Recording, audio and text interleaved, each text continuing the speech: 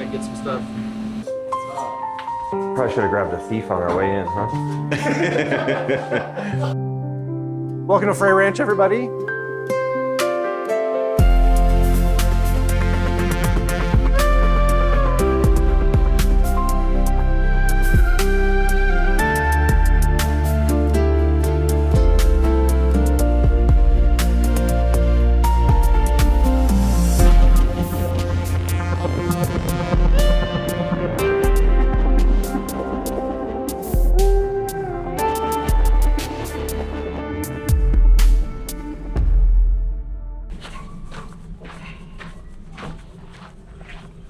Are we all going? Yeah. We're gonna go to bottling, then we'll go to malting, and then we'll go see a big warehouse. You've seen the small one, right? The rig house? Yes. Yeah. Everybody, when they walk in there for the first time, they're like, "Oh, this is the coolest part," until they walk in the big warehouse. Yeah. Because this one's a rick house, the other ones are warehouses. You know, sideways versus upright. Oh, okay. Oh, okay. A lot more volume too. I'll tell you when you get back there. Might be a little bit Building A. unorganized in here. We just finished bottling a whole bunch of stuff. Look at this. Thank you, sir. It smells good. Let me get some lights Yeah. on for you. Oh, excuse me. Batch 5.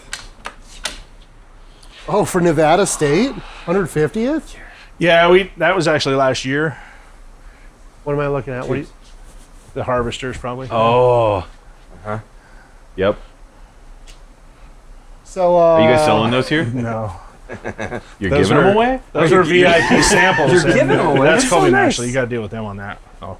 And that But actually, Colby's out of town. You're the boss right now. Yeah. All the boss means is you're responsible for a decision. Yeah. People always say crap rolls downhill. That's not true. Yeah. So, we actually did a collaboration with UNR last year. Colby and Ashley were both alumni. Oh. And that's not what's in there though. That's I believe that's farm strength rye. We didn't have boxes for it yet when we bottled it, Oh, funny. and we had extra boxes of this. So let's see what's in there. Yep. Yep. Farm Strength Rye. Farm strength rye, first one ever bottled. That's the bottle that won me over. Oh no, No. the pick we had. That's a new one. This is like our farm strength bourbon. That's right. It's a cask strength blend, Okay. not a single barrel. Okay. And so that was the whole point. It was back when we first started doing single barrels. It was like crazy. Everybody wanted them, and there was only a limited amount in a barrel, right? Right. And so I kind of pushed. Well, the way it started was when we do a batch of bourbon, we pump about 102 barrels into a big tank out back. I'll show you. All right. And then we mix it up, and then we cut it down to 90 proof, All right. or 90.3 is usually what I target because we're allowed 0.3 off. And that way, if it drops a little bit until we bottle, and then it comes in here and it gets bottled. But every time we did a batch, I always went out to the big tank after it's mixed up and pulled a few bottles off cask strength, and then that's what we drank on the farm. That's so right. Then Ashley's like, "That's farm strength." Then so that's how that became. Farm So strength. now That's right. awesome. when we For the do a batch boys. of bourbon, we'll do the 102 for the 90 proof, and then we'll add more barrels for the farm strength. We mix it all together. We pull the farm strength out, and then we add the water to the tank, cut it down to 90. So if you get a farm strength 18 and a regular bourbon 18, it's the same exact whiskey, just watered down. And so Okay. it's kind of cool to taste them side by side to see the difference. See in how the that proof. water affects it. Yeah. So bottling. These are our tanks that we use for putting the whiskey into bottle.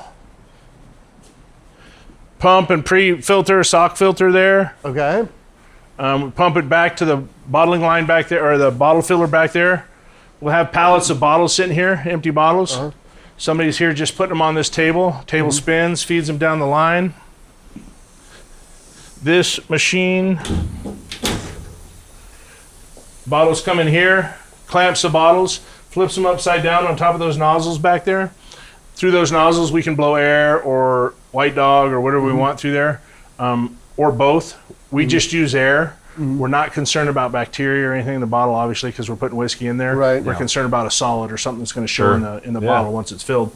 After it blows them out, flips them back over, come down the line, down here to the filler.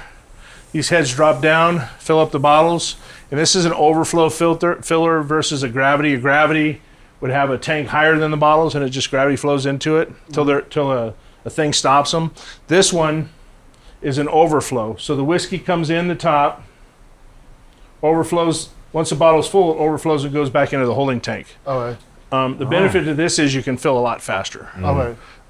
We'll do 80% of the bottle fill very fast, but it foams up. And then the 20% at the end, we slow the pump down. And then Gotcha. it finishes filling up and the foam drops off. And that's all automated. All automated, It's just yep. going. Yep. Okay. Then it comes down here to the corker. Obviously, our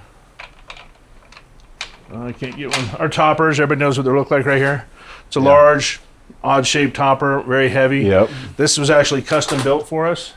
There's a tank in the back. The toppers get dumped in. They go up the back side of this belt, metal side in. They orient that way. They come up here, and there's a blower that blows them across the track, and they drop into this magazine right here. There's a sensor here, tells it when it's full to stop. There's a sensor down here, tells it when it's low. As the bottle comes in, these two handles, you see I checked that right there? Yeah. So Safety. Colby, Oh no. back when we did wine, have you met Colby? No. Okay, well, he's missing part of one thumb. Oh, no. And he was working on the corking machine for the winery back then. Dang. And he didn't have the power shut off, and he did something. He came down and took the tip of his finger off. So we call it the D-thumber after that. Oh, no. So that's We why got to meet that guy. that's why I made sure if I put my hand under there, topper drops into here. These two things right here grab the neck of the bottle. This will go in, grab the neck of the bottle. There's a ram right here that pushes the topper into the bottle. Then it all lets go, comes across here. This is a sleever, so it puts a little shrink wrap on top. It's kind of a big machine for that. Yeah. For But the tiniest little part. but you need it, okay? Oh, yeah. Because if you look at that little machine back there between the two tanks, yeah. that's a sleever too. That's the first one we had. It did not work for our bottles. And the company sent their main technician out here and said, we can get it to work. I said, okay, well, you told me it was going to function at like 98 or 98% efficiency. So when he's done working on everything, I'm going to put 100 bottles on the line. We're going to run through and count how many bottles it did. Well, it was like 65% failure after he was here a couple days. So we pretty much got rid of it. That's a $25,000 machine. This is an $85,000 machine. Yeah. Just to cut the shrink wrap and put it on the bottle. Yeah. Not even shrink it. So, That's a different $80,000 machine. well, no, that was really cheap actually. Yeah, I know. Just a This little auger heater. you change out here for different size bottles because the auger is what times the bottle inside the machine. All automated also. Sleeves coming on a big roll up there, and it just cuts the sleeve to the length that you program it into. It does everything. This is the heat tunnel. Just got electric heat things in there, and it blows air, shrinks them down. Comes down to this point right here, and because our bottle is a full wrap, the label's a full wrap, and it's oriented. So it has to be in a certain position, and it goes all the way around the bottle. The labelers have to do 3 rotations on each bottle to put a label on because it has to spin it once to see where the orientation spot wow. is. Then it has to put the label on, and then it rolls it again to press it on. Okay. So we wanted at least 30 bottles a minute. These are supposed to be able to do 60 on a regular bottle, regular label. Each? Yes. Okay. They can only do 15 with our labels. Oh. So we bought a second one. We put a splitter in. And as the bottles come down the table here, this eye hits this eye. You see that right there? Yeah. Yeah. It'll go down this row. The next bottle comes, hits the eye, pushes it over to that row. So we're splitting the line. That way we're able to do 30 bottles a minute, Okay. 1,800 bottles an hour. That's 3 pallets an hour. We can do about 22 to 25 pallets per day with a full crew in here. That's incredible. Yeah. Then from here, it comes in. This is the labeler. It'll come through here. This wheel, we can set it whatever speed, and the bottles will back up, and this wheel holds it, and it turns at a slow speed and just lets the bottles through so it doesn't back up in the labeler. Once it comes through here, it'll hit this sensor right here. This has a time delay. It pushes the bottle against this belt that's spinning. Okay. So then the bottle's spinning right here. Then there's a sensor right here that reads the notch in the bottom of the bottle. Yeah. You guys ever seen the notch in the bottom of the bottle? I don't know if I have. I'll show you what it is when we see one. But that notch is normally, well, it's always the purpose for that notch is for orientating in machines. Okay. It's not always used for that. They can use other things, but Yeah. That reads the notch, tells the computer where to start putting the label on so it's oriented. Okay. Puts the label on, so that's the second spin. And then it goes again, and these rollers just push the label on tight against the bottle. Cool. Okay. Then they come out onto the table. If we're doing a standard run, bourbon, rye, farm strength or something, where they'd both be running, there'd be people here pulling them off, making sure the label's straight, making sure it's centered. And then they go onto a table, thrown in a box. Then there's a taping machine somewhere around here that tapes the boxes up, and then they get stacked up. Oh, the taping machine's right there. So That's cool. it's a lot different than when we started. I bet. We had a 6-bottle filler that you put the bottles on by hand. You took them off by hand. You put the topper on by hand. You put the sleeve on by hand. Then you had this thing you put over the top to melt the sleeve on it. Yeah. It was a lot of work. We were good to do 5,000 bottles a day if we had a big crew and pushing hard. Now, if we're doing 25 pallets, that's 12, 15,000. So Wow. triple the amount Yeah. of bottles with half the amount of people. Wow. So. We were asking Jason, are you guys as a distillery at like a comfortable capacity of how much you guys are producing, putting out, or would you like to do more, or is it really just based on We the can market? do way more than we're doing now. Okay. I mean, 3 years ago, we were producing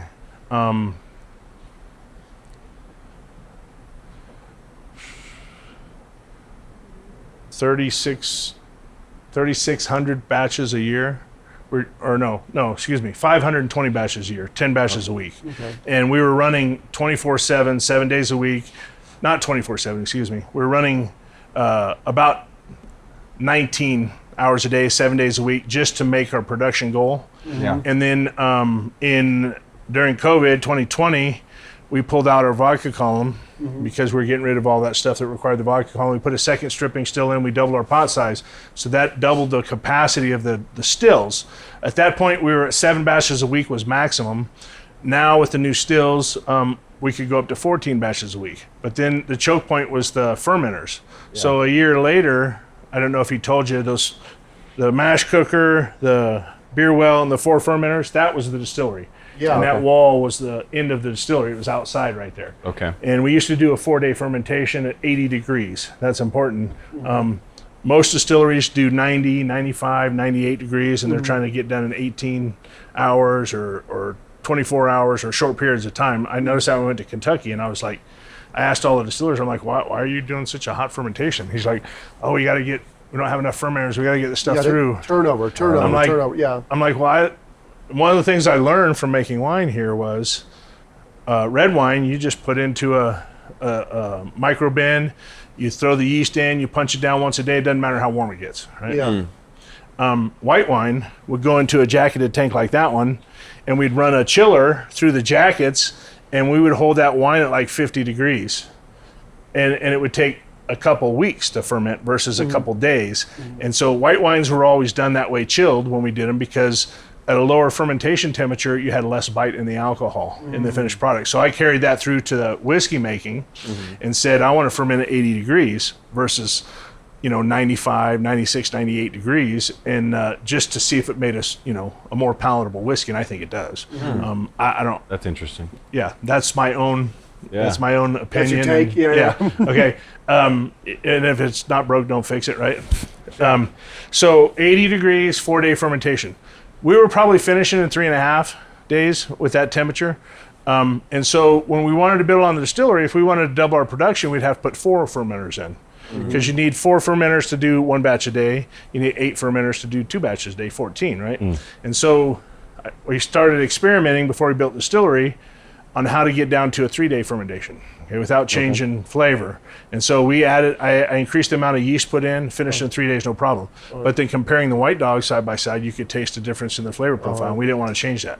So then I experimented with temperature, and I because we were close already, I only increased the temperature 2 degrees to 82 degrees. So fermenting 82 degrees, we finished in 3 days now. And so then we only had to add 2 more fermenters and another mash cooker. Now we have 6 fermenters, but with a 3-day fermentation, we can do 14 batches a week. We're currently only doing 5. Okay. Okay. So we're only at 40% of You our could do production. a lot more. Yeah. 3 years ago, we were at 10. Like I said, 520 batches. Last year, we cut just to meet the market. This year we cut a little bit more. Yeah. We didn't let go of any of the employees. I just kind of we run a very tight crew anyways. Yeah. And so we're probably a little overstaffed now of what I need, but we're keeping the people we have just because we want to keep them. So, That's awesome. yeah. Can, So I, that's can I throw a curveball at you? yeah. Who's the best at basketball? Not Colby. Not Colby. And if you ask him and he says it's him, call bullshit. Okay. Because when we used to make wine in here, when we were in here we used to drink wine and play basketball, right? And it was usually just me and him. And he used to be like, "Oh, I played basketball in high school. I'm gonna kick." We always just played horse or something. It's like standing on a tank or backwards or from back here. Stupid.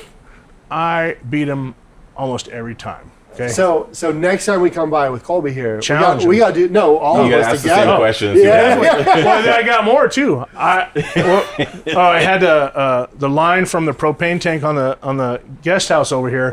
It broke, right? Yeah. And the guys doing the landscaping broke it or something. Yeah. So it was a special piece. So I took it down to town where there's a propane company, right?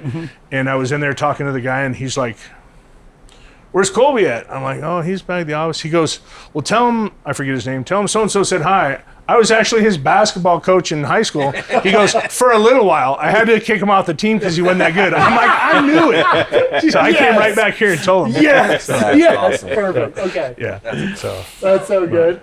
That's fun. yeah. So this is bottling. You got any other questions in here? No. This is just a cool. The size. We've been to a few different spots. The size feels like family.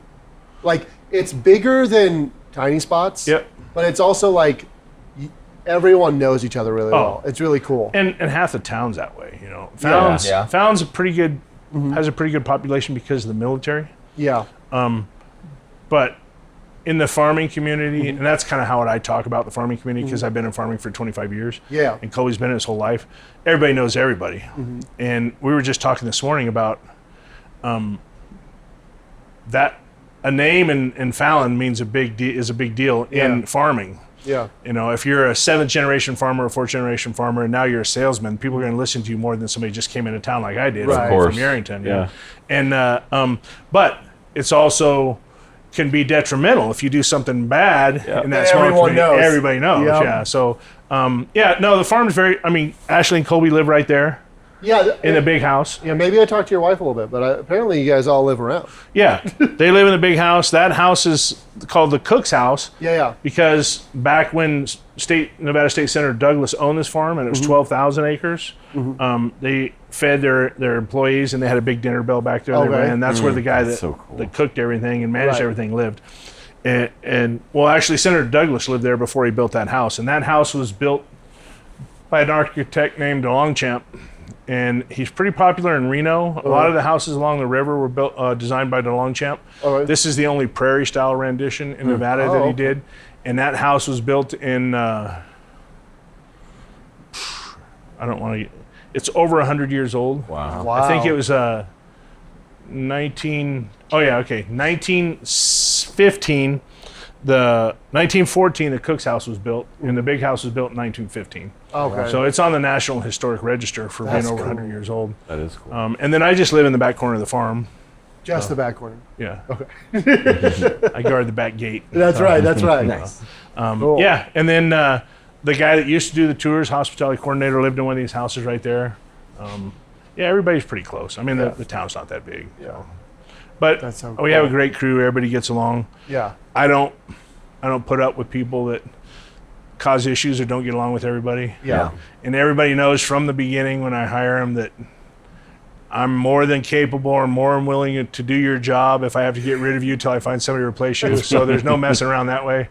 And I always tell them that if you need a pat on the back every once in a while, you probably should look for another job. I'm not very good at that. If I'm not telling you you're screwed up, then you're doing a great job. Yeah. Oh, that's cool. No news is good news. Yeah, I mean that's just how I was raised. My dad never good job. He's always yelling at me for screwing something up. Yeah. So that's just how I found it, figured out. So okay, let's go over to malting. Okay. Yeah. You guys familiar with malting?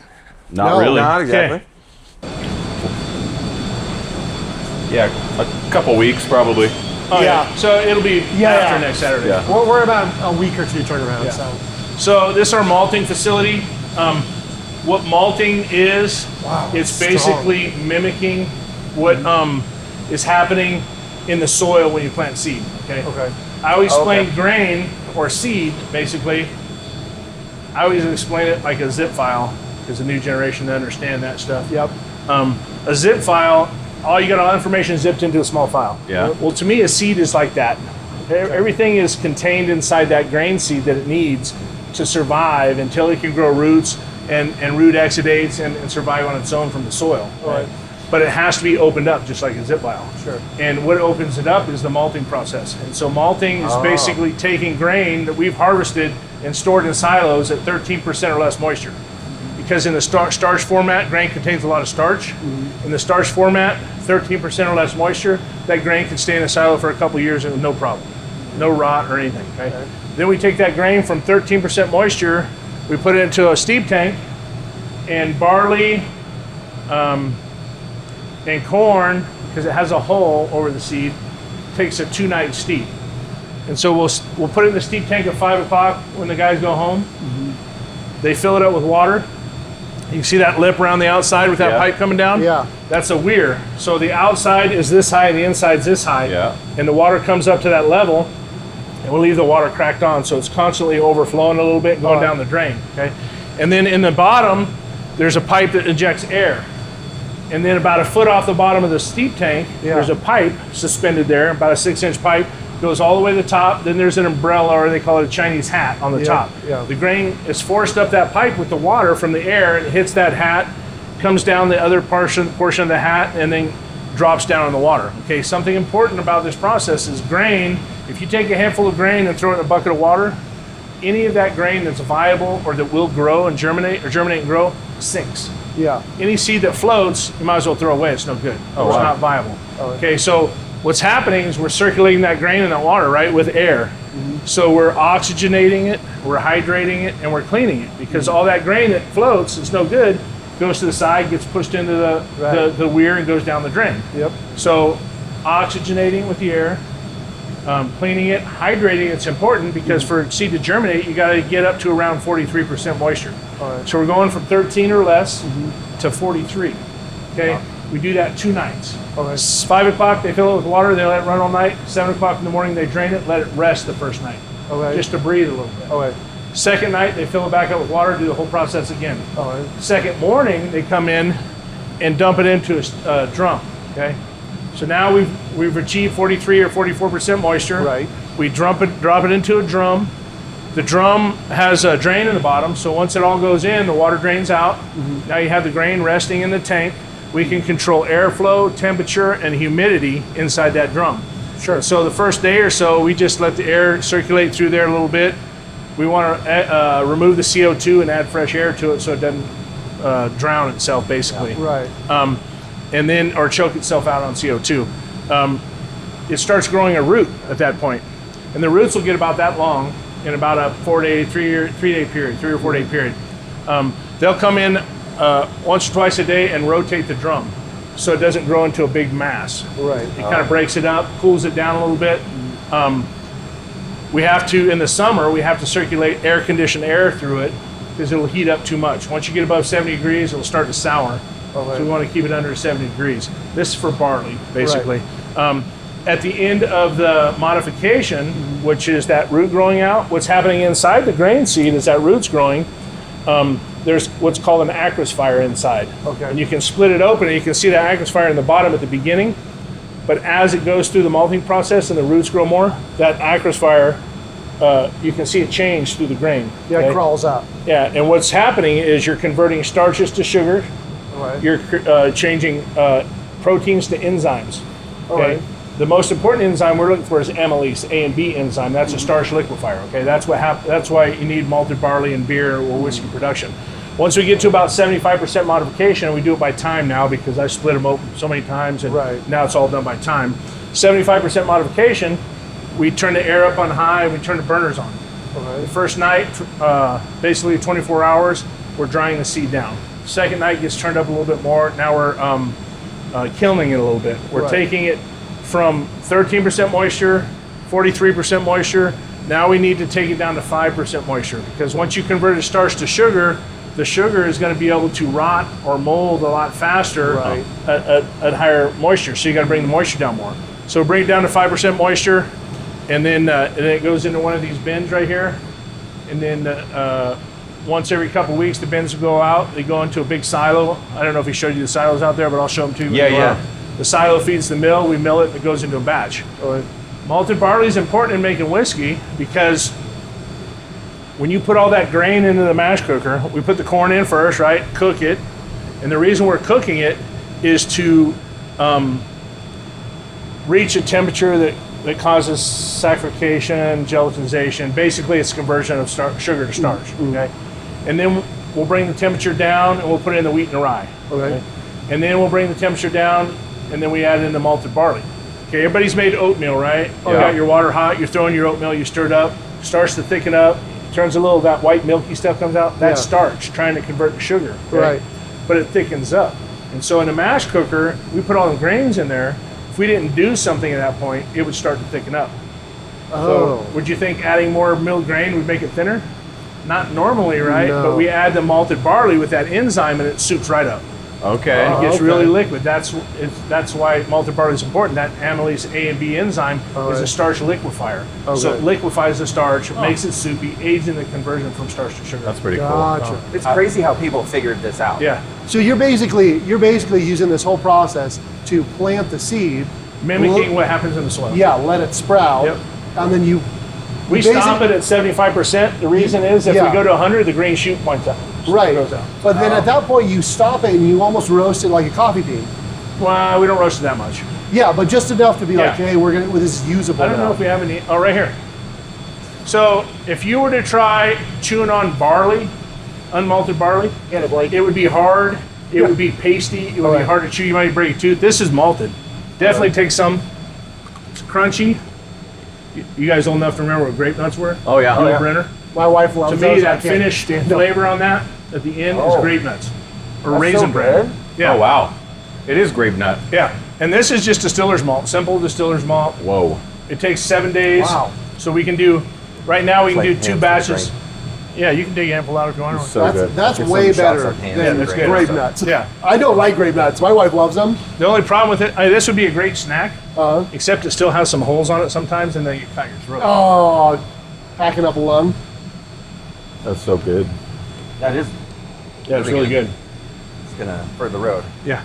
Yeah. Little snake. We've had a few pours. And We do those snacky we stuff. malt wheat, we malt rye. The difference with, and this was all learned here because there isn't a lot of people that talk about it, or there's some books on malting, but they're this thick and it's all was barley, you know what I mean? And so barley has a hull like I talked about, so it takes 2 nights to get it to that 43% moisture. Okay. Wheat and rye does not have a hull, they're hullless. And so the first time I did those, I put them in there. After the second night, I opened the valve, you hear some water splashing and nothing came out. Oh no. Oh no. What happened was you got the hose, right? Yeah. And then you have a fitting where it gets a little smaller inside. One of them ball holes. Yeah, there it is. The stuff was so mushy. As soon as it hit that choke point, it just like Grabbed on Plumped it. up. solid. Yeah, it just Yeah. like plugged up. Oatmeal. Yeah. So one night on a hull-less grain, one night is all we need. And barley is very simple. It goes through malting, it goes through fermentation, it goes through everything really slow, right? Yeah. Rye, we use a Canadian rye that we bring down to plant because their climate's a little harsher. And if we get a really bad winter, it's going to be able to survive that winter. But it's very aggressive. Yeah. So it'll germinate at 33 degrees, then it'll grow roots at 32 degrees. Okay. And so in the malting process, normally we're trying to push things along. We have to do everything we can do to slow the rye down. Turn the air Gotcha. conditioners on high, turn the blowers on high. Yeah. Because it'll just like go crazy and you'll have a big giant mess in there. Wheat just cruises along. Corn, all the grains we use in the distillery, we plant in the fall and we grow through the winter, and then early summer we harvest. Corn, there is no winter corn. Corn requires a higher soil temperature to germinate. And so we can't even plant corn here till May. Oh, okay. And so when we and nobody malts corn, you can't even, if you go online and search malted corn, you're going to get steam flaked corn. Yeah. Nobody malts corn. Are you dumb? We don't malt corn. Yeah. And so corn was a learning experience too, because you'd put it in there and you'd do it like you were doing another grain and nothing would happen. I had to turn the burners on low and heat up the corn.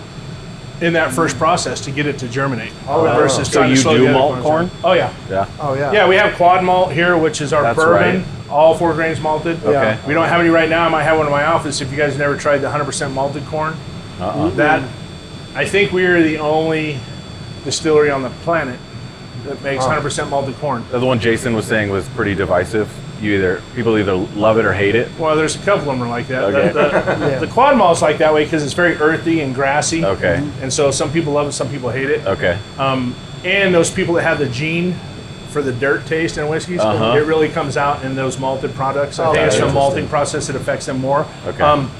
And then the 100% malted corn is, I don't know if you ever been out into a cornfield and just took some off the thing and started eating it. It's I like don't think starchy so. and sweet. Okay. Or like corn pudding almost. Okay.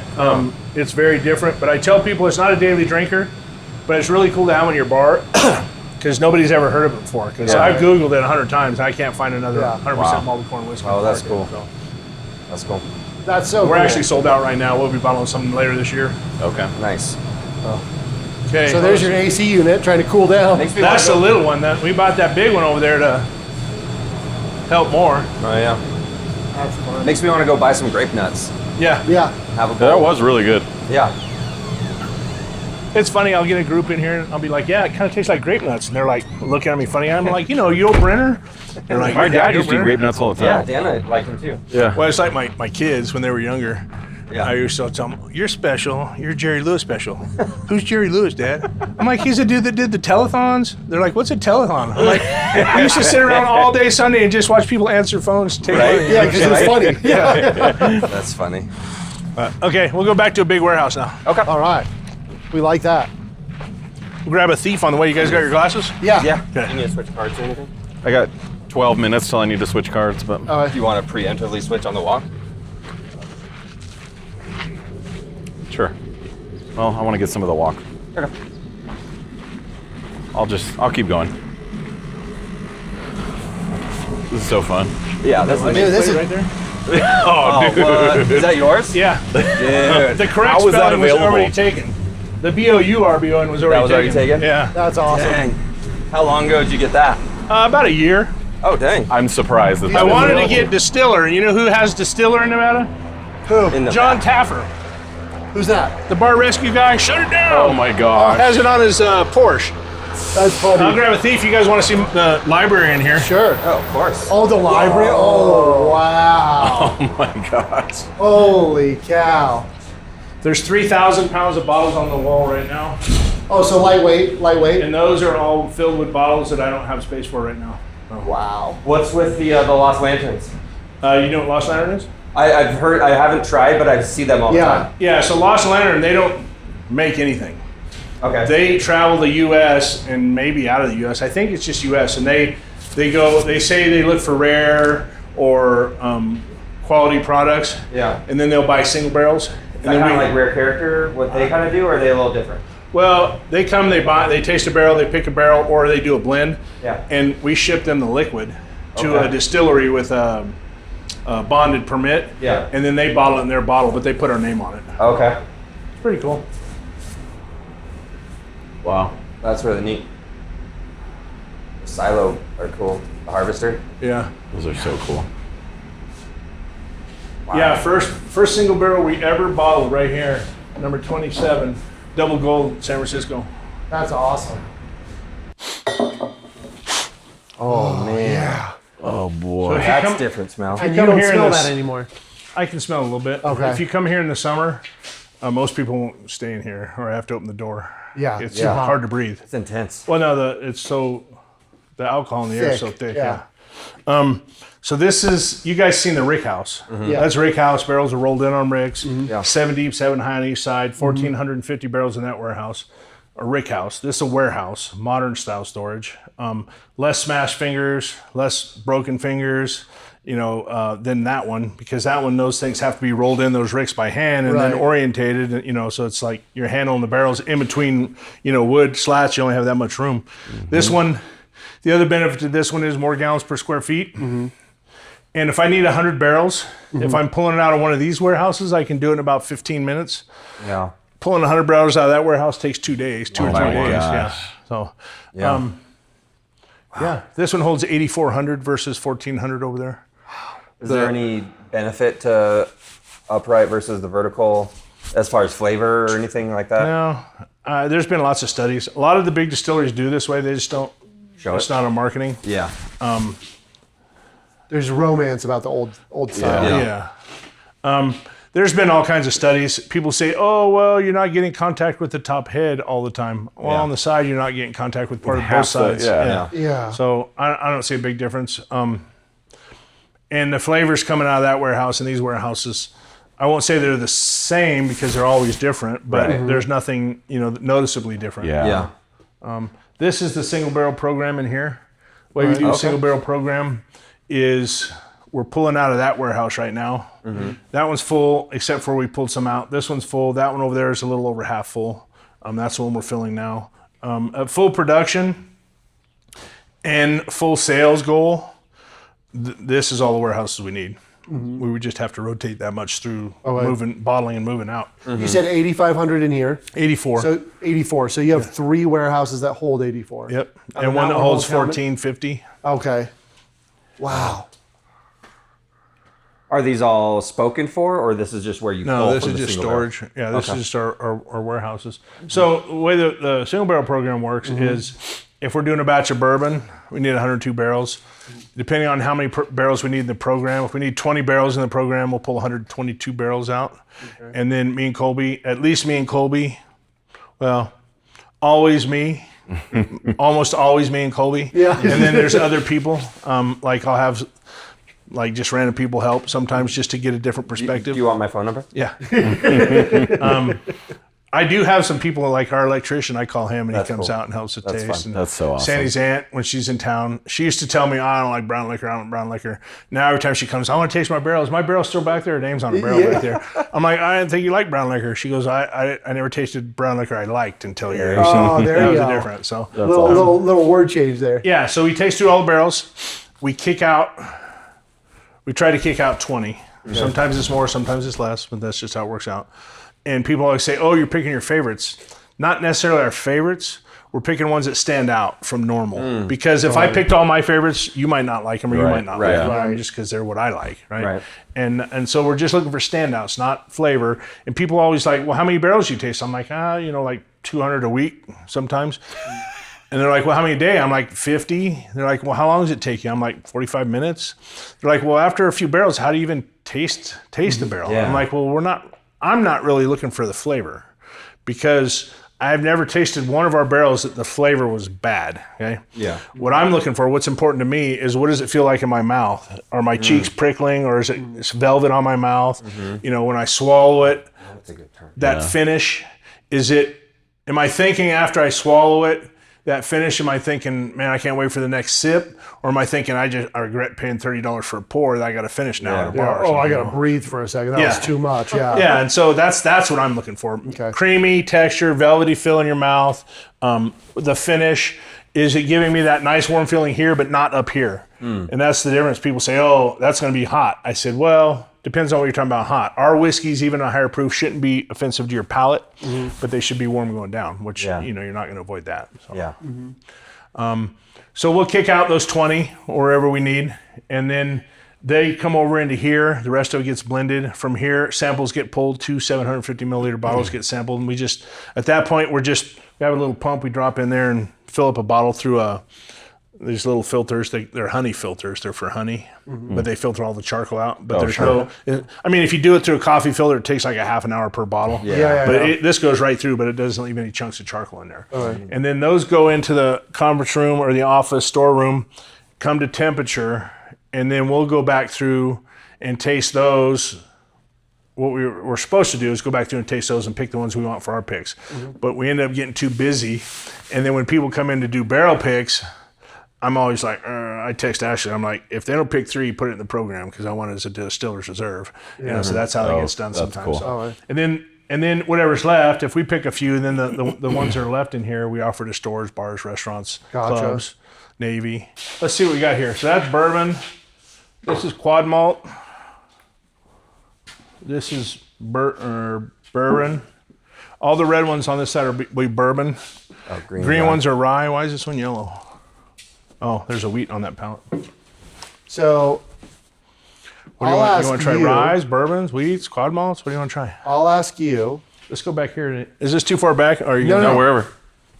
because I got to meet the master blender and hang out with him from Buffalo Trace last week, sorry. Uh-huh. And I tried to ask him, like, which one's your favorite? He's like, they're all my children. Right? He gave a very political answer, which is fine. What's yours? Are you talking about type of whiskey or particular bottle? Anything, however you want to answer it. Like, when you think of everything you've worked on, what comes to mind is like, that's a good one. I like the Cask Strength Ryes. Cask Strength Rye. Yeah, they're my favorite. And so, I mean, if somebody asked me right now, my favorites, I'd probably say single barrel Ryes, depending on which one. Okay. And then second would be the farm strength bourbon. But now the farm strength Ryes coming out, it's going to be those two. Okay. Yeah. Because I always tell people that people always say this, and I always say it a little different because it's a little different to me. People say, oh, if it's really high proof, put a couple drops of water in it, it opens it up. Yeah. That isn't my thought. My thought is it softens it for the person. Because if your palate is used to high proof whiskeys, there's so much more flavor in a high proof whiskey. Oh, yeah. Okay? If your palate's not accustomed to high proof whiskey and you smell a high proof whiskey, your nose is gone. Okay? As soon as you sip it, your palate's gone. So everything after that, you're not going to taste any of those flavors because your palate's burnt out. That's why when we do a barrel pick, we start off with the 90, unless they've been tasting in there, and then we go to the cask strengths.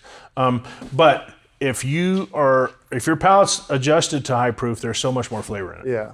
And I always tell people you can always add water or an ice cube. You know what I mean? Yeah. You can't increase the proof of the Yeah, you alcohol can't once it's unwater already it. cut down. Yeah. Yeah.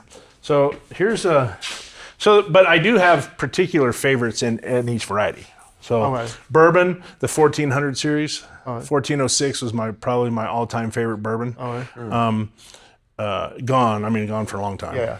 I mean, I have some, but That's only for you. The rye, the 700 series, 715 was my favorite by far rye ever.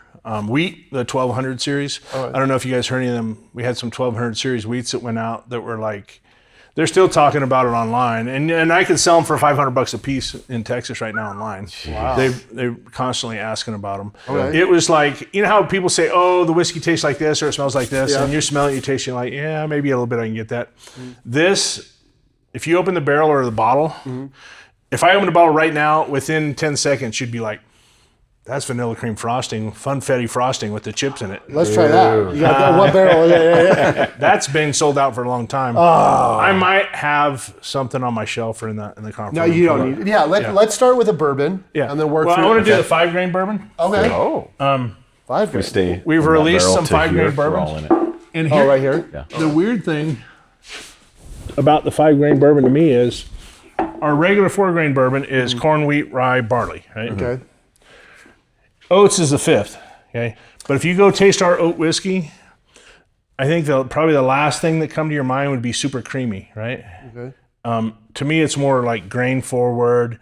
You can really taste the oats in it. Maybe get a hint of oatmeal cookie every once in a while, but you wouldn't say super creamy. Okay. As opposed to like our wheat, you taste our wheat. Usually, it's more neutral, a little sweeter, creamier texture. Okay. But when we add the oat to the 4 grain or to the 4 grain whiskey, it made it more creamy. It was weird. So I don't know. Uh-oh.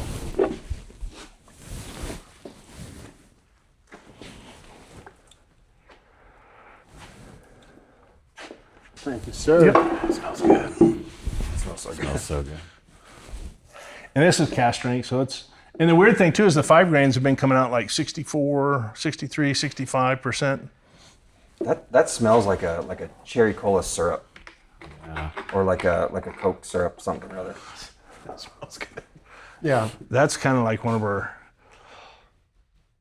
profiles we look for that everybody likes is like that cherry cola or cream soda. Whoa. Or That's good. yeah. Is it a little creamy? I don't know about this barrel. I haven't tasted in a while. It tastes like a straight cola to me. Yeah. Yeah. Almost like I know Lifesavers had those strawberry cream savers. Yeah, that taste the like cream a savers. cherry. I was literally just savor. thinking it's like strawberry oatmeal with a little bit of that bourbon burn afterwards. Dude, there's a 30% chance it's already raining. No? This is a Mean Girls reference where you got goosebumps and He lost me there. He lost all of us. Yeah, That's his fault. My son would have known exactly what you're talking about because he watches movies like 15 times. Or more. I watch a movie once, I can't watch it That's how again. I am. Yeah. I don't remember all those. So is oat a common thing? What do you mean? Like No. in For distilling? mash. No. Yeah, 'cause Yeah, I was I don't gonna know say. that I've heard of it before, Yeah. and Jason mentioned it on the tour. Yeah, it's not fun to deal with in the distillery. Yeah, Because Because of the oats, swelling. well, no, it has a smaller grain, but it's got a huge hole, and it's like this long. Okay. And the first time we made it, there was a cap on top of the fermenter that stuck above the fermenter this far, and it was like this. Colby walked across the top of a fermenter, an open top fermenter. That's how thick and it was all the holes because they float from the CO2 from the fermentation. He walked across it You're talking about the oats. Walked on the. Held him up. straight up Yeah. Jesus style. in a 5,000 gallon fermenter. One of those fermenters you watched. How much did he test it first? Yeah, Before? you just dance it a little bit, like Yeah, he's, those silos out there, he doesn't do it anymore, but when he was younger, when we were working on those silos, he wouldn't come down and climb up the next one. He'd jump from one to the other. what? Like, you're crazy. Oh my god! No harness and cowboy boots. Oh my gosh! All I'm that like, all right, traction. I'm out. I'll be back in a while. Yeah, Ashley probably changed that, huh? I was like, I don't He want just to see got a no more little- he jumping. got a little older. Oh, okay. So, and then so the fermentation's an issue, but then I tried running it through the columns, plugged everything up immediately. And so the first year we pot distilled all the oats. And the problem with the oats is like a batch of bourbon, we get 10 barrels, 10, 11 barrels average. Oats, we get 2. Because they suck up so much. Well, they don't moisture. have as much starch in them. They have a lower starch content. Gotcha. They're just barley is 15% holds by volume. Okay. Oats are 60% holds by volume. Wow. So when you mill 4 tons of oats, 4 bags, you end up with 8 bags Okay. because it just fluffs up so much and all the holes and everything come off of it. And so then we discovered a variety called Avena nuda or nude oats, Okay. and they're not actually nude. They have a hole, but they're supposed to fall off during harvest. Well, Okay. it worked a little bit. Some will do. Yeah, and then we went to. I just quit making oats. I told Colby, I said, we need a dehuller, or we're gonna shut down making anything else for a few days to run these oats through the pot still, or I'm gonna take vacation. You can make the oats. And my guys all pretty much agree with me too. Yeah. And so we did buy a dehuller, and we dehull them. We still have some issues, and we just pot distill now. I don't even try to run through the columns. Okay. It's just not worth it. So, talking about the farm, like you know so much about the farm side. How did you go from farmer? Okay, first you were Navy, right? That's new information. Avionics, yeah. Avionics. You went from Navy to run and shop around here, selling manure, Nope. farm supplies. No. Oh, I went from Navy. Yeah, you were the supplier, Then I went to agriculture right? That's what I meant. in sales, and then I became a crop consultant, and then I did consulting for like 15 years.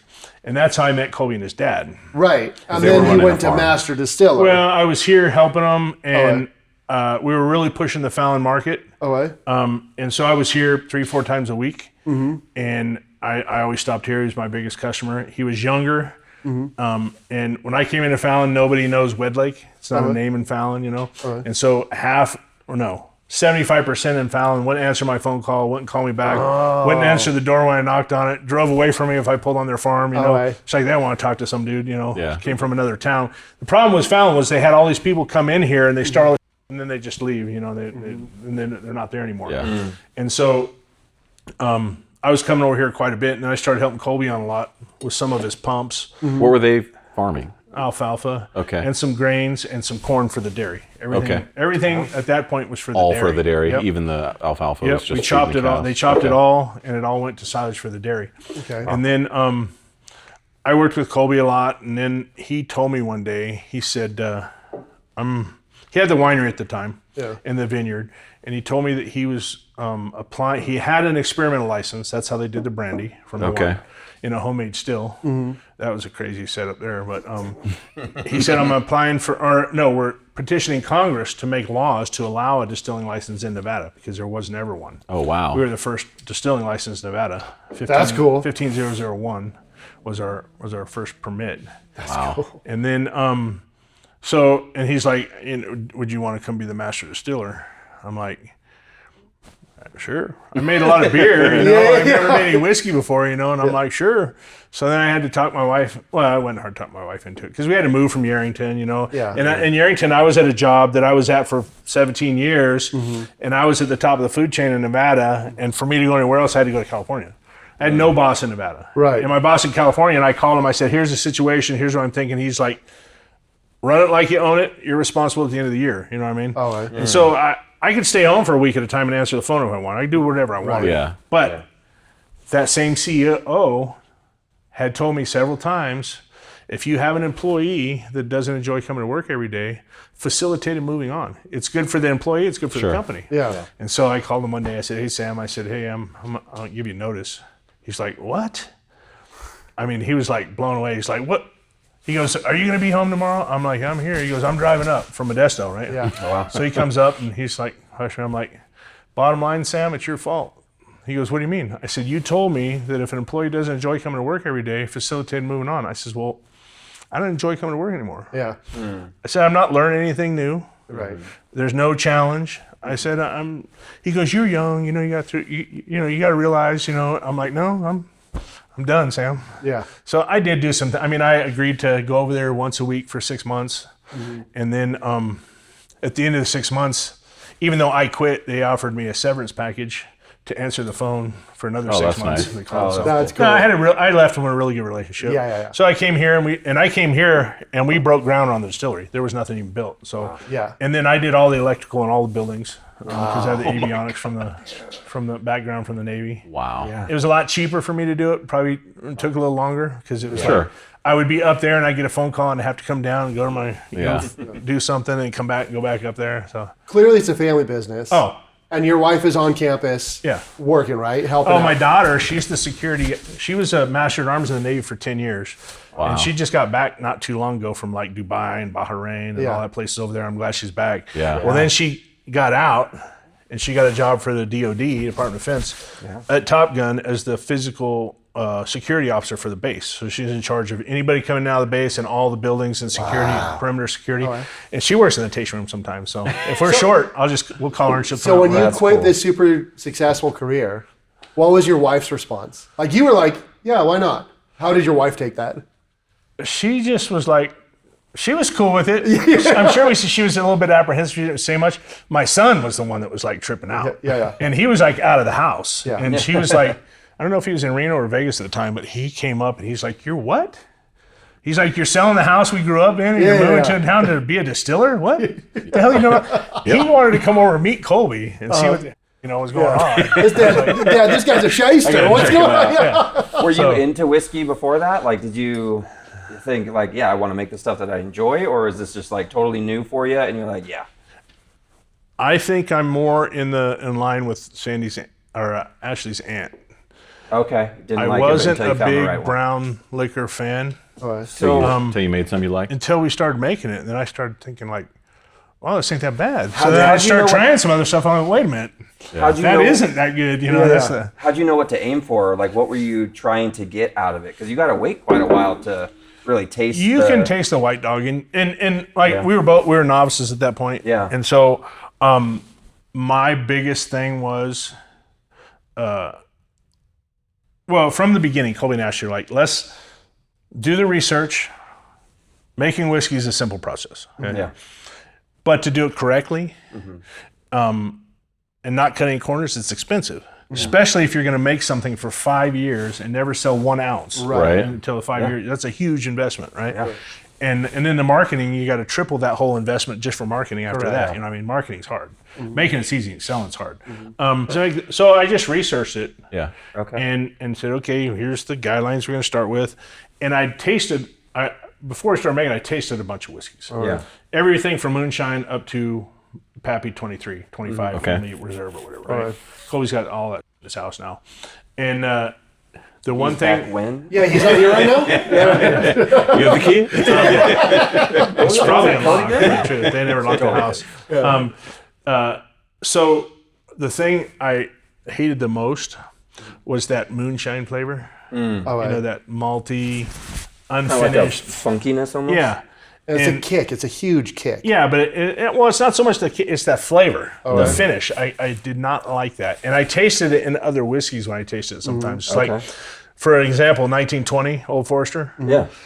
I can't stand it because Really? it tastes Oh, like that's so moonshine to me. funny. I love it. But 1910 I love. Oh, see, I don't like that. That's so funny. Yeah, that's, And then I some gotta do people, a comparison of those two. people try to catch me all the time. Oh, what whiskey do you drink? I'm like, come on, Frey. Like, don't you tired? I'm like, right. no. If I was Jack Daniels, maybe, but I got 25,000 barrels I can go drill a hole in anyone I want and taste it. They're like, okay, that makes sense.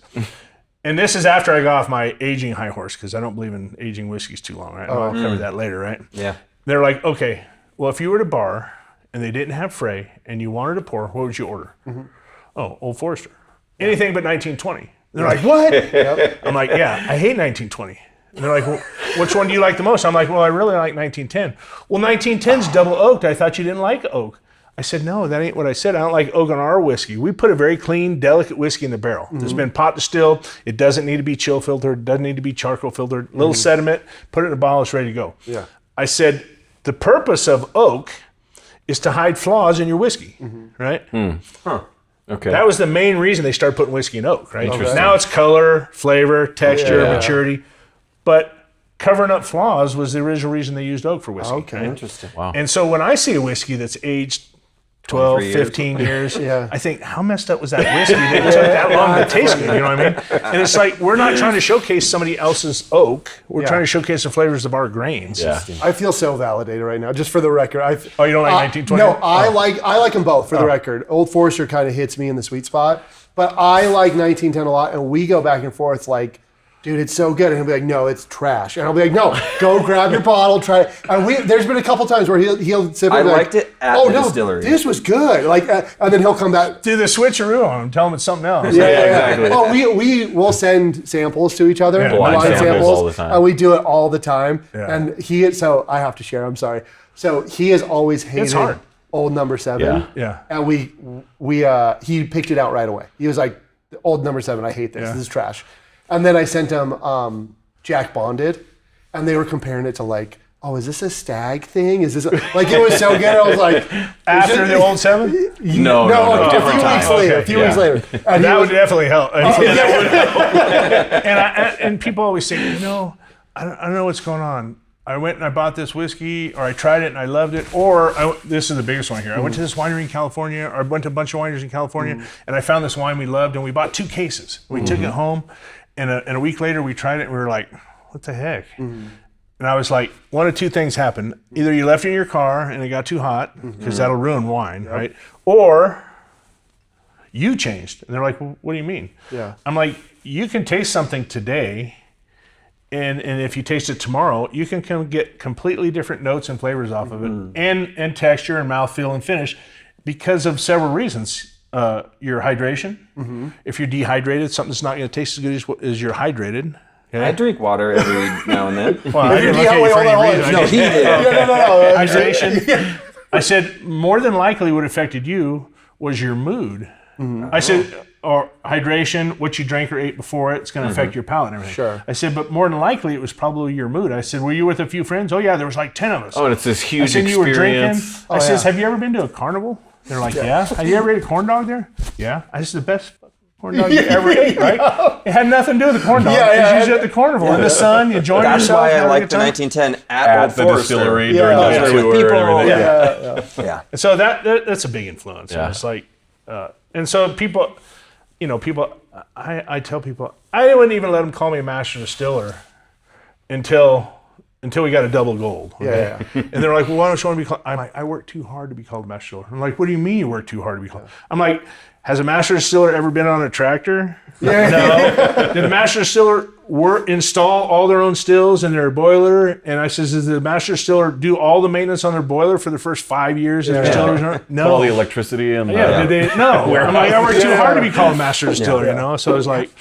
And then finally the marketing guy's like, no, you have to do that. So I'm like, whatever. We're gonna call you Master Distiller in the episode. So. I'm like, you can just cut it to master if you want. Yeah. My wife usually whacks me in the head. How collaborative was like the initial flavor profile of Frey Ranch with you being the master distiller and Colby and actually owning everything? Like, was it they just relied on you, or like you all like? No, we all tasted it. Yeah. We all, I mean, we don't have too many recipes other than yeast strains, right? Yeah. Because a lot of our stuff's single grain, right? And that's kind of what we want to do. But he wanted to do 80% bourbon.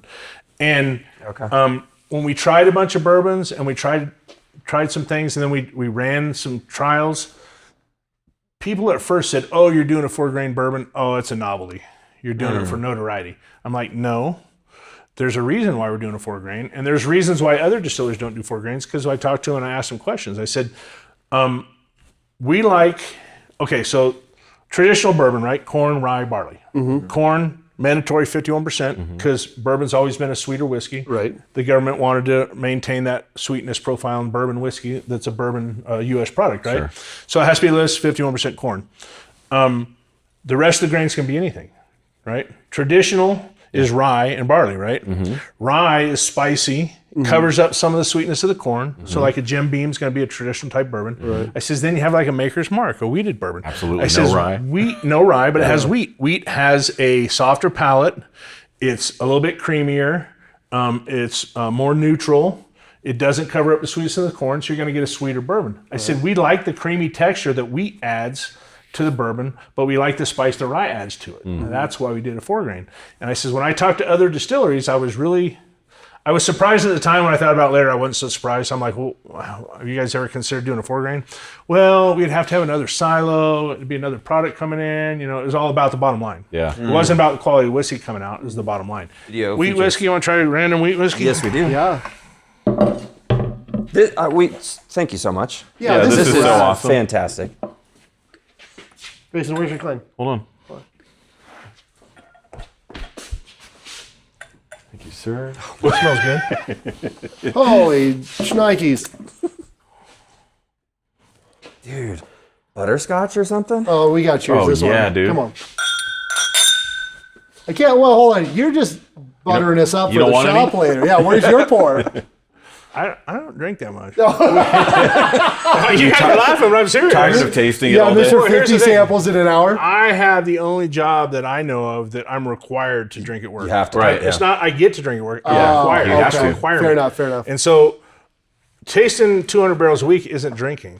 Yeah, it's work. You It's have to working. swallow them, or do you spit a lot of it out? I or have how- to swallow You do? personally. Yeah. Because the finish is what I'm looking for. You know, Okay. I mean, that Yeah. mouthfeel finish. Yeah. So everybody does here that tastes here. Yeah. Nobody spits it. But Wow, that's so that's what I told my good. doctor too. He goes, how many drinks do you have a week? I'm like, maybe one a week. He goes, really? I'm like, I thought you taste 200 barrels a week. I'm like, that's working. That ain't drinking. Yeah, that's working. That means nothing. We're trying to make our job tasting like you here. Dude, I get like a cream soda Yeah, on the smell or taste. smell. Yeah. Root beer almost. Yeah, we do have Yeah, some but root beer. it's We like do. that. It's almost like I had a root beer float one recently, I think. yeah, it's cream soda on the nose, but it's like a honey soda, a honey liqueur almost. Oh, it is honey in there. So much. Sometimes we get And that. definite root beer. What's that Middle Eastern dessert? Baklava? Baklava. Oh, yeah. Because it's super honey, and then you get the grain in it Yeah. too. Yeah. Man, that's killer. What is this? Wheat. It's a wheat. That's a Okay. cask strength wheat. Yep. What's the proof, or do you know? I don't know. Okay. barrel. Yeah, it's barrel proof. Farm. I get what you mean, though. I work in video games and stuff, and when I get home, I don't want to play. No. A lot of times, I don't want to play video games. Well, that's Or what I tell whatever. people. I said, you ever met a mechanic? Yeah. I'm like, they have the worst running car on the block. Because they don't go to fix it and I get paid for it. Yeah. Yep. Or a body shop guy, his car's always beat up and primered all over. Yeah. That's why I work in IT, and everyone's like, "Hey, can you help me with something?" I'm like, "No." I despise yeah. IT people. Whoa, hold on. I mean, yeah, dude, I don't work in IT. Those guys suck. My son-in-law is an IT guy for the hospital in Yerington. Yeah. And what was the deal? Something with my phone. My mail or something. My phone was doing something weird. And I was like, yeah, freaking IT people. I was like, you call them because you have a problem on your computer, and they leave, And 3 hours later, that problem's fixed, but you have 3 more problems. And I call the dude, and he's like, well, sometimes when you change something, I'm like, dude, just check everything before you leave, okay? Yeah. I'm just kidding. No, that's fine. What do we got over here? I don't know. Cordial Cherry. Yep. Is that the note on it? It is. This one, yeah. Okay, hold on. What is it? So we haven't started, we're going to start doing it when we're tasting now, but we've started doing a lot of blends. Okay. And like Costco or Specs, they just call and say, hey, we want an 8-barrel blend.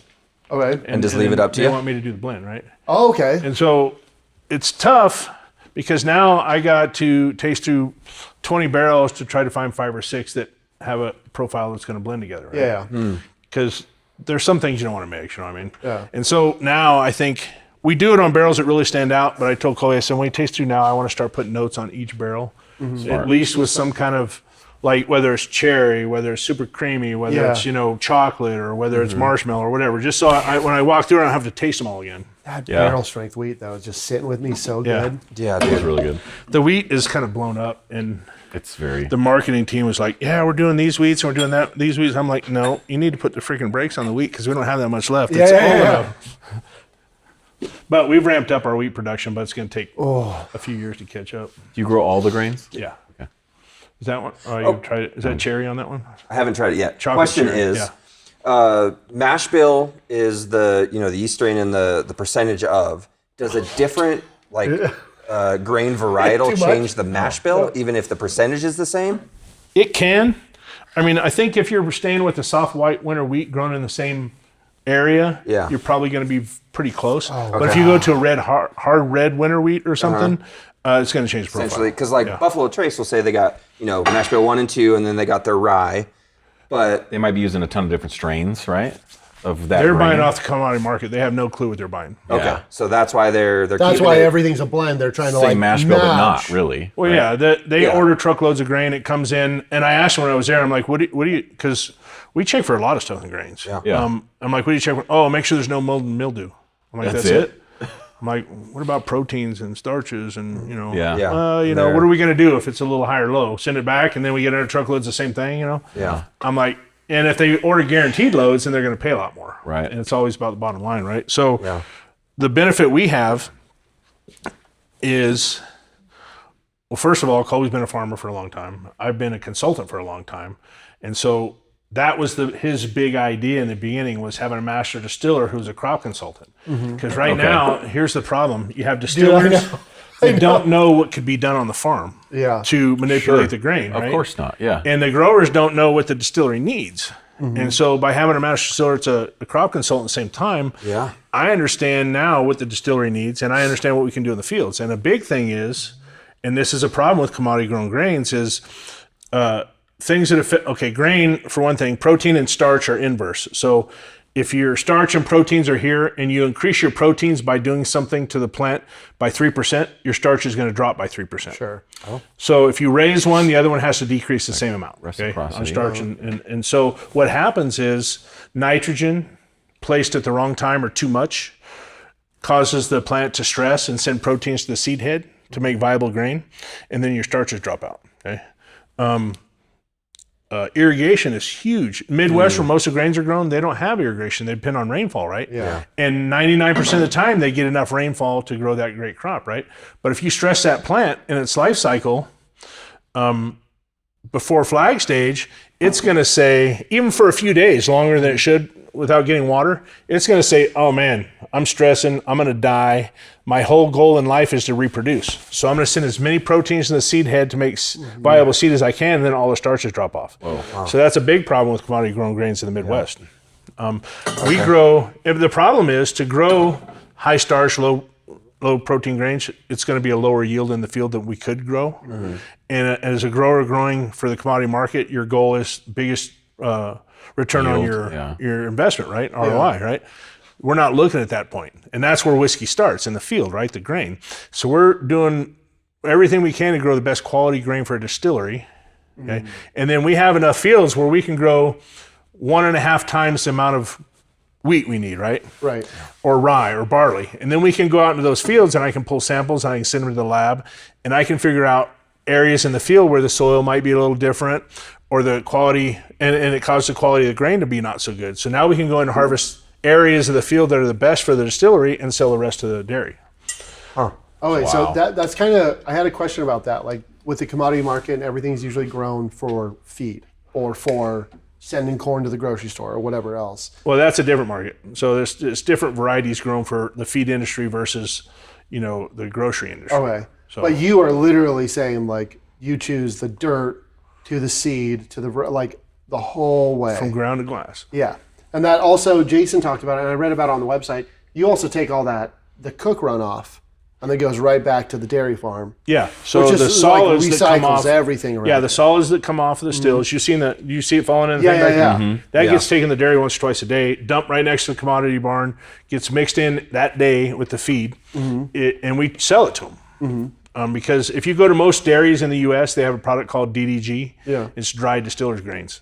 And so the big distilleries and the methanol plants, they dehydrate it. Ends up looking like cornmeal kind of. Right. Because they have to ship it all over the U.S. Right. And there's so much water in it. don't want it that- to rot. Yeah, it would rot. Well, it's super heavy. acidic, so it wouldn't last Okay. very long. But you're going to have water leaking out of the trailer. Yeah. And more than half of it's going to be water. Okay. On weight versus Okay. what the feed is. And so they dehydrate it. And so it's a good product. It has lots of fiber, has lots of or whatever protein was in it, Yeah. and micronutrients. There's just no carbohydrates or starch Okay. left in it. And then the liquid, he told you what you do with that, right? Well, I kind of told you guys earlier too, right? Coming off the continuous stills, Yeah. it goes to that separator, and it separates the liquid from the solids. The solids go in the trailer, Right. the liquids.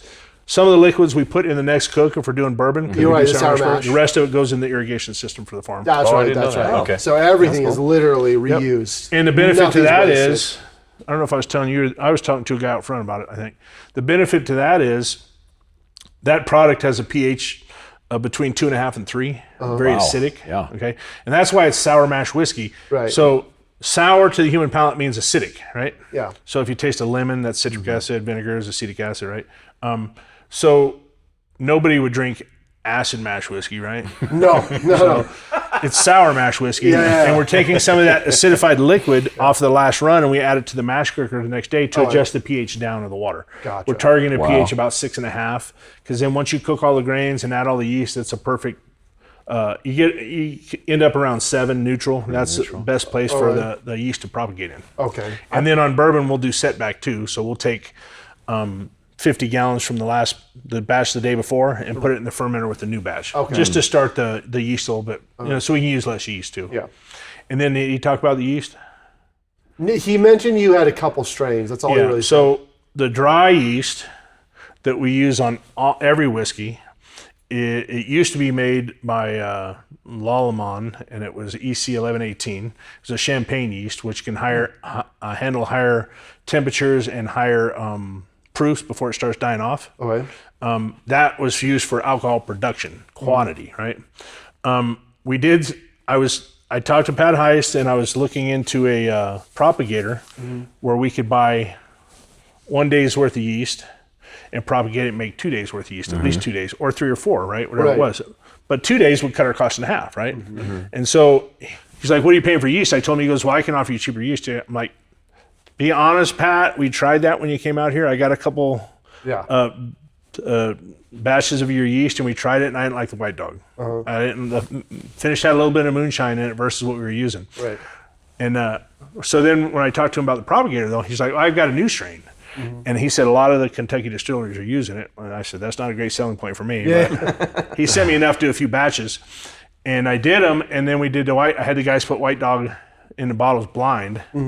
His new strain versus what we were using blind. And I didn't even know. And I took it over to the office, and it was just A and B on the bottle. And me and Colby and Ashley were tasting it, and we tasted it. And Ashley's like, "Oh yeah, that's ours. I like that one better than that one. That one's got to be Pat's." And I called Richard. I said, "What's what?"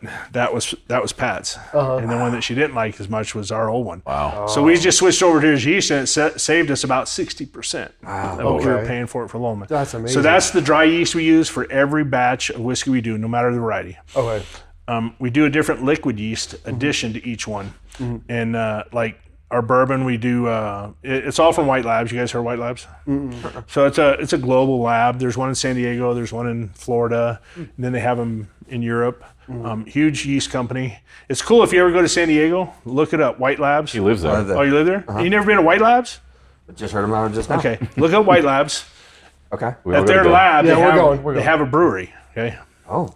And what they do is they make the same base of beer, Okay. the same mash bill for the beer, and they use a different one of their yeast for every batch. And then they have like, I don't know, last time I was there, they probably had 40 taps on the wall. So you could And taste it's all not of the name them. of the beer, it's the name of the yeast. Wow. 028.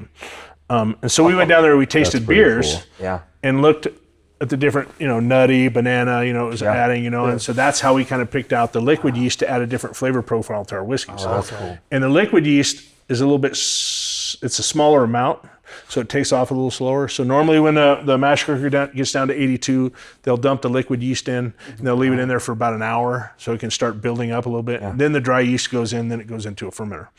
And so like our bourbon, we use Edinburgh Scotch ale yeast for our bourbon. For our rye, we use Tennessee whiskey yeast. For our oats and wheat, we use American whiskey. Okay. There's a different one I use for like their single malt rye. Yeah. That's so When you're tasting White Dog, are you probably not, but mostly tasting what you don't want to taste, or is there flavors in White Dog that you're like, oh, that has to be in there? No, I'm looking for what I don't want in there. Okay. And we can taste some White Dog when we go back in. Okay. And it was funny. You know who Millie McGreen is, right? Yes. So Green didn't used to be was a distillery in They Texas. got like those Okay. cool, squatty round. So Green bottles. wasn't part Okay. of the distillery. She was the first female whiskey sommelier in the United States. I can't remember her first name. It's Green, something Green.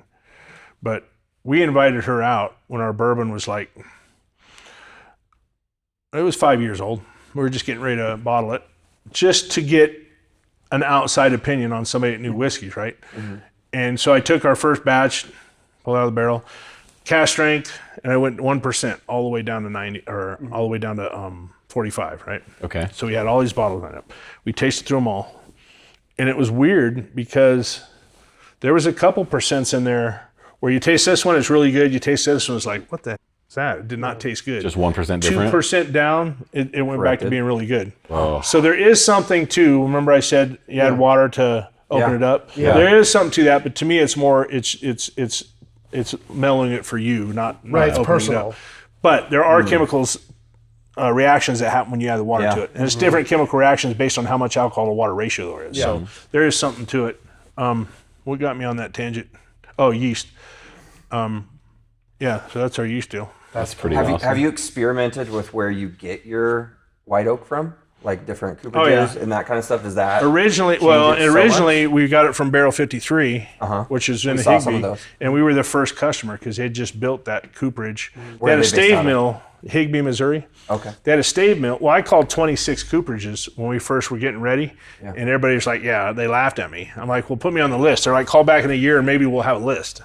Because there was a shortage of oak. Yeah. And the shortage wasn't because of a shortage of trees. The shortage is because 6 months or a year before that, the oak forests were flooded too much to get in and harvest trees. And so that's the issue, is flooding typically. And so they laughed at me. And the first 54 barrels we got was from, I don't know, someplace in Kentucky, a cooperage. And the guy's like, "We don't even do new barrels. We do old barrels and we send them to Scotland." And he goes, "Every once in a while we send a sea cargo container of new ones for experiments, but I only have 54, not enough sea cargo container." And this was after like 12 phone calls, leaving messages for him and the secretary. He called back and says, "I'll sell you the 54 barrels. Just don't call me anymore. And don't tell me anybody where you got them because there aren't any more."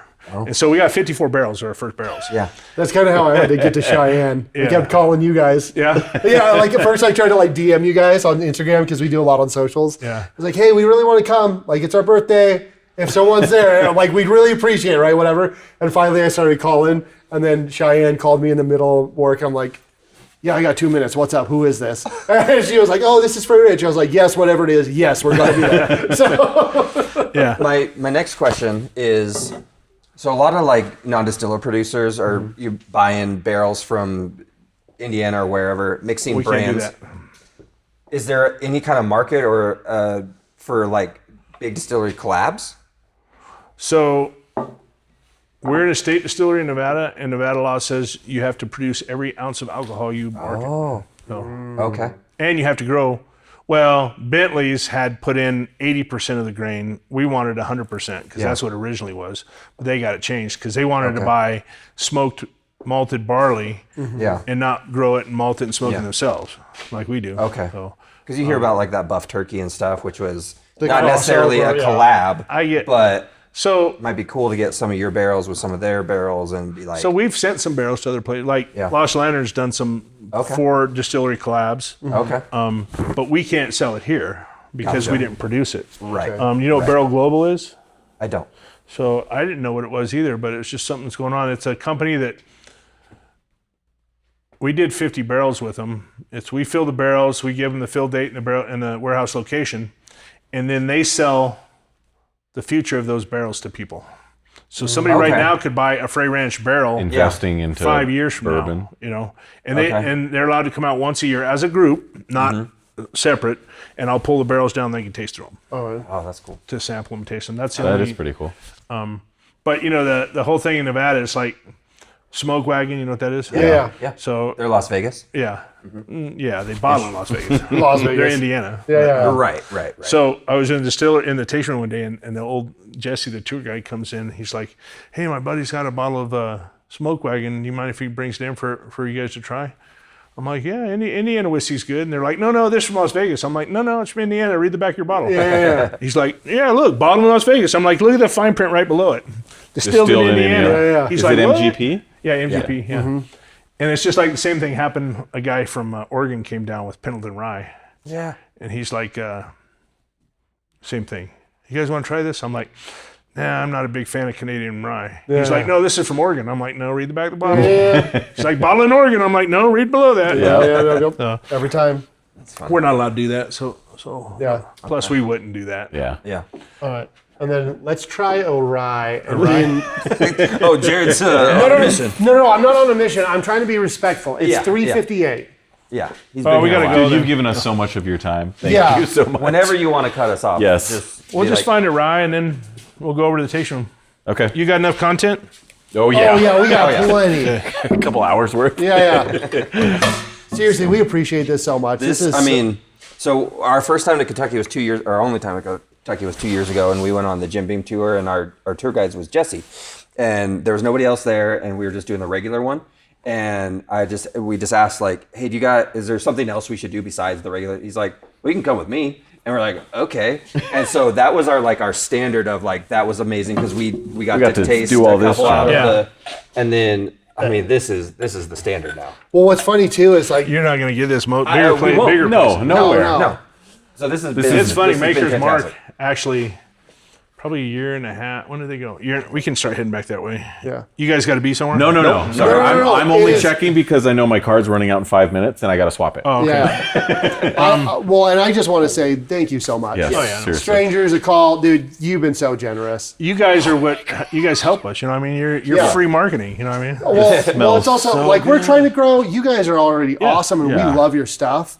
And it's also, we were telling this to Jason, like we're smaller and growing, right? But we're trying to feature, as much as we love Kentucky and Indiana stuff, we're West Coasters. Local stuff. Like you guys are local. You're 2 hour drive, 3 hour drive. We're trying to hit West Coast. Be like, bourbon is good as long as the people know what they're doing dude. and care about it. Well, And very clearly, you do. part of the problem though with Kentucky whiskeys, most of them they're mass produced. Yeah. They don't. It's like those guys take their low wine or their tails, and they pump them back into their beer well, and they run them back through the column. And Colby's like, "Oh yeah, that's the way the industry does it." So I was doing that and then when I went to Kentucky, I started Holy asking. cow. I'm like, "Why do you guys?" He goes, "Oh, efficiency." I'm like, "What do you mean efficiency?" "Oh, we can recover some of the alcohol we would have lost." I'm like, "Well, what percentage?" "Oh, probably 0.5%." Like, I'm like, "So wait a minute, you're recovering alcohol from fusel oils that taste bad." Yes, Yeah. to save. Oh, but fusel oils is what give our whiskey its unique flavor. I'm like, unique, that's a good word. But Yeah, unique. Yeah. to Uniquely save bad. 0.5%, it's like, well, we have to meet goal. You know, Yeah. they're corporate. You know, so Yeah. they meet a goal or they're gone, right? Yeah. And it's like, so we quit doing that. This is red licorice bubblegum. This is incredible. Yeah. Our Ryes, we always get bubble gum. That Hubba Yeah. Bubba pink with the Yeah. white powder on it. Yeah. Sometimes spearmint. Yes. Yep. I got grapefruit on the spearmint finish on sometimes. the bourbon down there. Yeah. This is so good. Oh, you need to try one more. Oh, okay. A Okay, smoke. I mean, don't tempt us with a good time. How about this one? How about a Colby likey? Oh, yeah. That's what you put on We it. had some of his birthday single Oh, that's barrel. quad malt. Let's do a smoke first. Oh, my No, God. we'll do Okay. the quad malt first. The right. smoke's going to mess your palate up. I like the Colby likey. Post it. Yeah, can we get a Going, picture of that? going high tech. I got one. He puts stuff on there sometimes that we can't let leave here. Yeah. We won't tell. We had a few barrels of bourbon that I think it was our first run when we used to make gin after gin, and the stills didn't get cleaned out quite enough because it was like Christmassy. It was like ginny a little bit on the finish, and so it was like Christmas in July or he comes up with some names, but some of them are a little bit like My favorite. peated. If it's too peaty, I'm just like, So this we don't do peat. We do we take stuff off the mill like oat hulls, barley hulls, corn flour that fell off the mill, and that's what we smoke it with. oh, So okay. it's more campfire. Okay. So speaking of Seven Caves again, I just tried one of his single malts, Yeah. and it wasn't peaty, but it definitely had a smoke like campfire. That was pretty strong. You can smell it. Yeah. You got that. Oh, dude, that It's super sweet though and smoky. almost smells like a fresh serrano pepper. Holy Like- cow. Like It does have a green, pepper green. peppery. Mm-hmm. That's. So how do you get something like that? Like, what is What's the the thing that you're difference? doing? You mean Yeah, the smoke it or smells the like green? pizza. The Yeah. smoke, I mean, it smells like a pepper. I'll be honest, I don't have a freaking clue. It just happens. Perfect. I don't know That's- I I don't think- know how we do the same exact batch, cook the same exact way, the same exact grain, same exact yeast, same exact temperature, and put it in barrels, and then Dude, all the barrels that's taste different. like- Yeah, That's It's crazy. the barrel is a big part of it. The reaction in the barrel, the Maillard reaction. You guys know what that is? Yeah. See? Twice.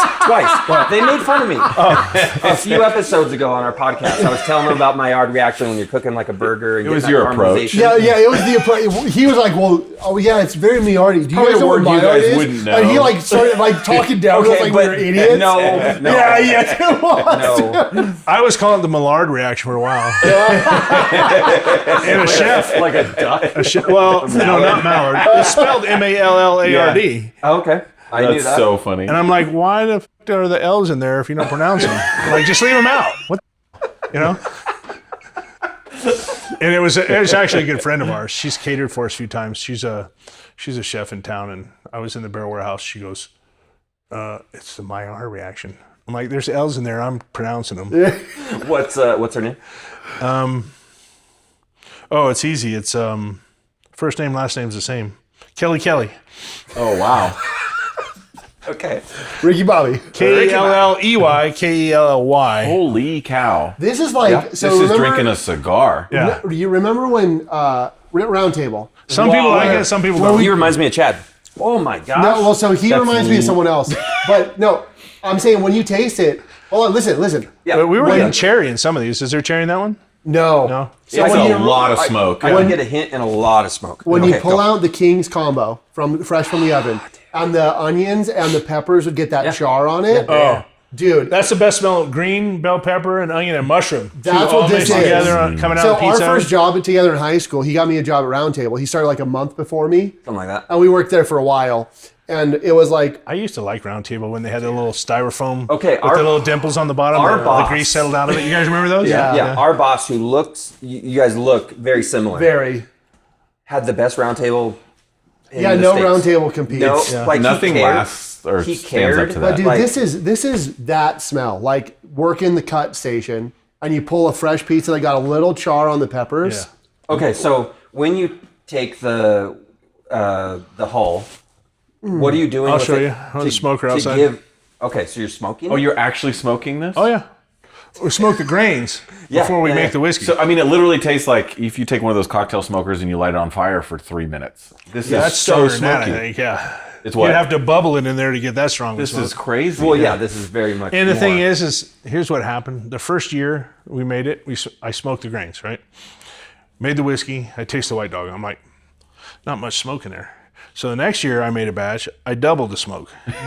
And then 4 years later, I was like, holy, there's a lot of smoke in that first batch. The next actually, the first batch was about perfect.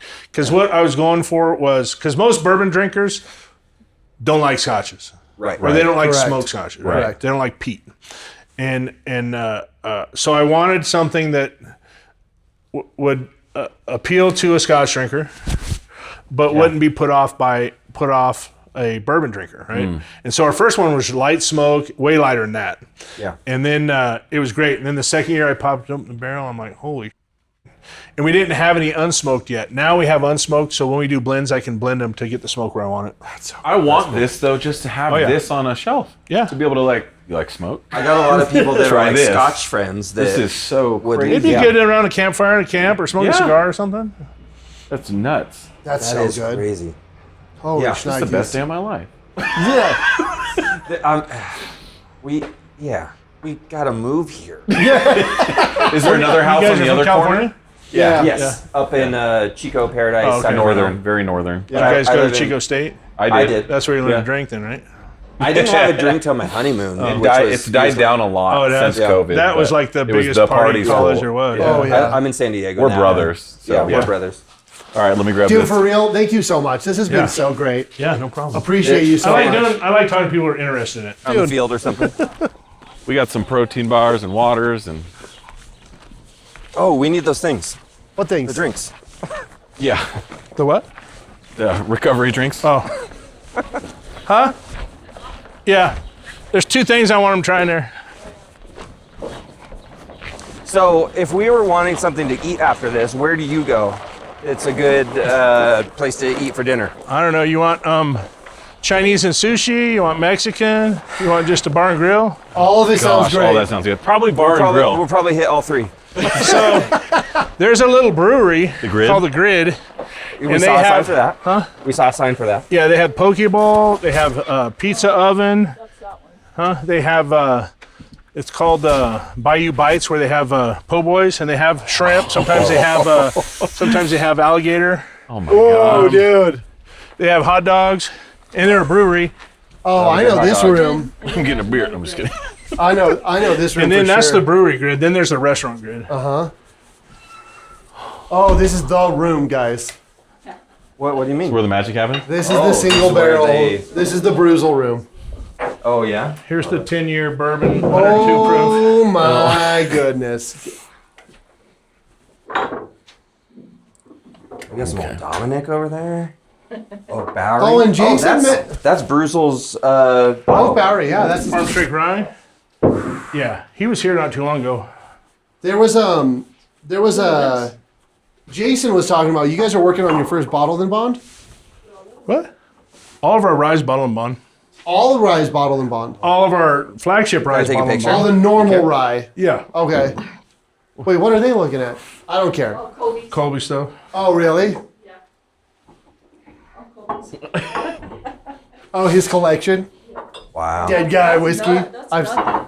Oh yeah. Just see the one in his house. So this is the 10-year Yeah, 10-year bourbon. And the Farm Strength Rye. farm strength uncut, and ooh, that's the new. Excuse me. Yeah, so Not out yet. not yet. Neither of those are out yet. Oh, that's the new that we were Yeah. looking at in the boxes. Yeah. Yeah. Next weekend. Next weekend. Man. 10 years. He's not Colby. good, huh? If we all put our You lips guys on it at support, the same but- Oh, time. really? Yeah. Yeah. I don't know which glass is mine. This one's mine. I know that. So which one was this? I don't have a pour light. 1210. That is a 1207 wheat. What's over here? You guys could taste. You pour the rest of it, unless there's one over there. That's what I'm looking at. I'm pouring very light. That's Light. not That 1210, looks a but little that's in heavy. the that one is more. That's good. This 1214 still has that. Oh, frosting. sorry, I didn't. I can't Had, see like from the the top. caramel and the Why is toffee and Colby's stuff in too. number one over here? I don't know. He gets. We'll try it. He Just can't. kidding. Well, when we bottle single barrel Distiller's Reserve, bottle 1 he gets, bottle 2 I get. But Oh, really? He loses his. I mean, the IT guy was here one day, and he's like, "Here, you can take this bottle of whiskey with you." And he's like, turn around, he goes, oh, what's this one mean? Ashley's like, what? Cody's like, just take it. Did you yell at him about your email too? About my what? About your email? Email. You just made a call. Never mind. It was a bad joke. What is Oh. this? Yeah, this is 10-year. This is a tin? There's 102. like coconut. Yeah, we did 102 proof. The cask strength was 2 oaky. On the nose, coconut?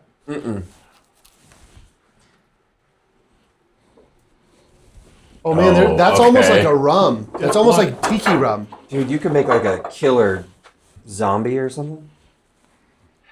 That is I don't know why good. you want to dilute it, but What Wow. are these? May I ask? Those are samples that Oh, these are just single barrels sent that we out? pull. You tasted some of these. You tasted 317. I Oh, think. that's right. That's 5 right.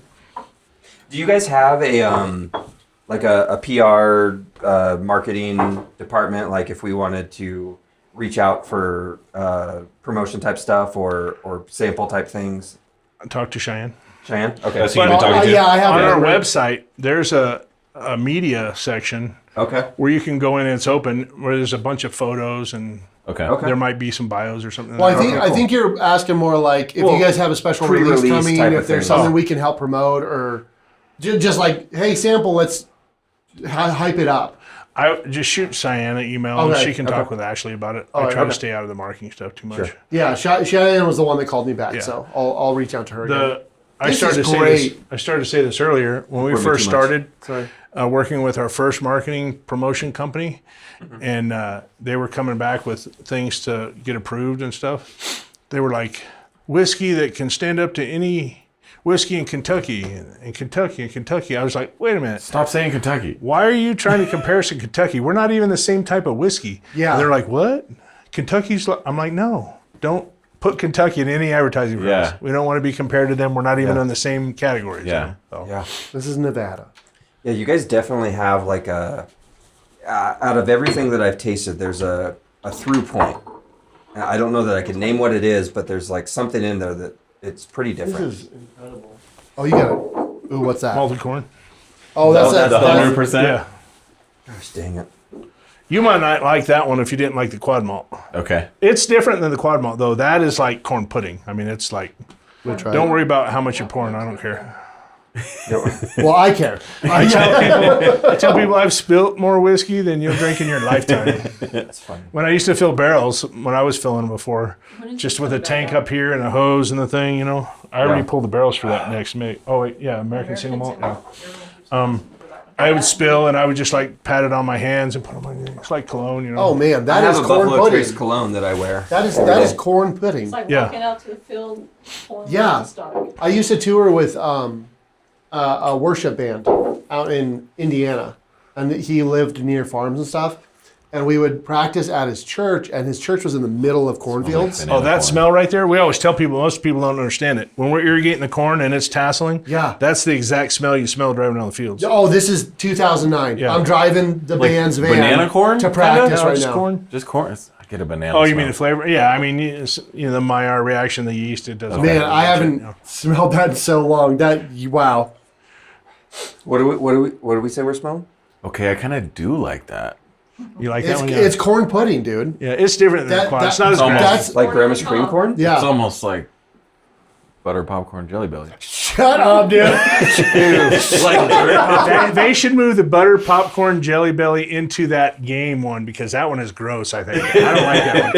Into You the chew on it, nasty it's like, stuff what is this? And it takes a minute. It's like, oh man, what is that? between vomit and puke. Yeah, This is the cask. This is the farm strength. right. Yeah, it's coming out I next taste week. the corn, but I'm it's just gonna not my smell this favorite. because I've had a lot. It's not my favorite. Well, yeah. But it's the only one. That's why I say it's cool to have on your bar because there isn't another Yeah. one. It tastes like a corn candy to me. Yeah, That so smells sweet corn. pretty Corn good. pudding.